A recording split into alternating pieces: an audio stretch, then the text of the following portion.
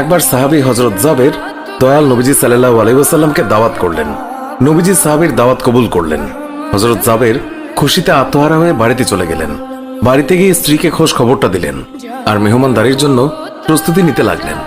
বড় ছেলে আব্দুল্লাহকে নিয়ে খাসি জবাই করে অন্য কাজে যখন হযরত জাবের ঘর থেকে বাইরে গেলেন, ইতিমধ্যেই হযরত জাবেরের ছোট ছেলে ঘুম থেকে উঠে খাসি তালাশ করতে লাগলো। বড় ভাই তাকে জানায় খাসিটিকে জবাই করা হয়েছে। ছোট ভাই বায়না ধরল, খাসি কিভাবে জবাই করে আমাকে তা দেখাও। অগত্যা বড় ভাই ছুরি হাতে করে ঘরের পেছনে গিয়ে বলল, এখানে জবাই করা হয়েছে। ছোট ভাই জানতে চাইল কিভাবে। বর্ণনা করে বোঝাতে না পেরে অবশেষে বড় ভাই বলল, তাহলে তুমি মাটিতে শুয়ে পড়ো, আমি তোমাকে দেখাই। ছোট ভাই মাটিতে শোয়ার পর বড় ভাই তার গলায় ছুরি চালিয়ে জবাই করার নমুনা দেখাতে গিয়ে ছোট ভাইকে সত্যি সত্যি জবাই করে ফেলল। বড় ভাই যখন দেখলো ছোট ভাইয়ের গলা থেকে রক্ত গড়িয়ে পড়ছে, সে ছটফট করতে করতে একসময় নিস্তেজ হয়ে গেছে। তখন বুঝলো ব্যাপারটি কি ঘটেছে। আতঙ্কিত হয়ে সে নিকটবর্তী খেজুর গাছের চূড়ায় উঠে আত্মগোপন করে রইল। এদিকে হযরত জাবের পুত্রদের খোঁজে বাড়ির পেছনে এসে ছোট ছেলের অবস্থা দেখে থমকে গেলেন। অতঃপর তাকে বুকে করে স্ত্রীর কাছে গিয়ে বললেন, তাড়াতাড়ি একটি কম্বল নিয়ে এসো, বাচ্চাটিকে শুইয়ে দিই। স্ত্রী রক্তমাখা সন্তানের লাশ দেখে চিৎকার করে কাঁদতে লাগলেন।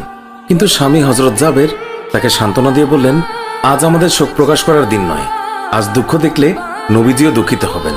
অতএব ধৈর্য ধারণ করো, কষ্ট করে হলেও মুখে হাসি ফুটিয়ে তোলো। তারপর তারা দুজনে মিলে ছোট ছেলেকে কম্বলে মুড়ে রান্নাঘরের পেছনে রেখে আসলেন। স্ত্রী রান্নার কাজে মন দিলেন। হযরত জাবের বের হলেন বড় পুত্র আব্দুল্লাহর খোঁজে।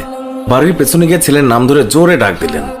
গাছের উপর আত্মগোপন করে বড় ছেলে সব ঘটনা প্রত্যক্ষ করছিল আর ভয়ে কাঁপছিল। পিতার ডাক শুনে ভাবল, এখন পালাতে না পারলে আব্বার হাতে ধরা পড়তে হবে। ধরা পড়লে আর রক্ষা থাকবে না। পালানোর উদ্দেশ্যে গাছ থেকে লাফিয়ে পড়ে আঘাতপ্রাপ্ত হয়ে সেও মৃত্যুর কোলে ঢলে পড়ল। পিতা কাছে গিয়ে দেখেন আব্দুল্লাহর দেহে প্রাণের স্পন্দন নেই। বড় ছেলেকে কোলে তুলে তিনি বাড়ির ভেতরে আসলেন। স্ত্রীকে বললেন আরেকটি কম্বল নিয়ে আসার জন্য।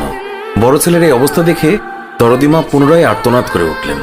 স্বামী তাকে পুনরায় সান্ত্বনা দিয়ে বললেন, ধৈর্য ধরো, আজ আমাদের দুঃখ প্রকাশের দিন নয়, আজ আমাদের পরম আনন্দের দিন। দয়াল নবীজি অল্প কিছুক্ষণের মধ্যেই আমাদের ঘরে তাশরিফ রাখবেন।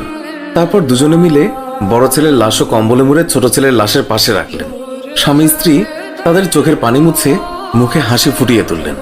হযরত জাবের বাড়ির সামনে দাঁড়িয়ে নবীজির আগমনের অপেক্ষা করতে লাগলেন। অল্পক্ষণের মধ্যে নবীজিকে উটের পিঠে করে আসতে দেখা গেল।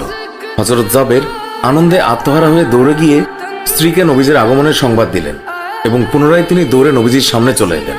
নবীজির উটের কাছে গিয়ে তাকে বাড়ি পর্যন্ত এগিয়ে